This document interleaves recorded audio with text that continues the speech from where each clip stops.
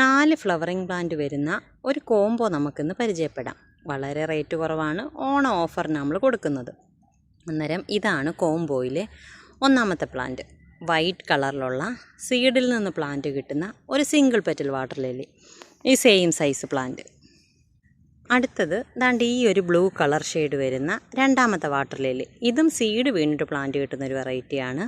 ഈ same plant. അടുത്തത് ദാണ്ട് ഈ ഒരു പിങ്ക് കളർ വരുന്ന വാട്ടർ ലില്ലി. ഇതും സീഡ് വീണിട്ട് നമുക്ക് പ്ലാന്റ് കിട്ടുന്ന ഒരു വെറൈറ്റിയാണ്.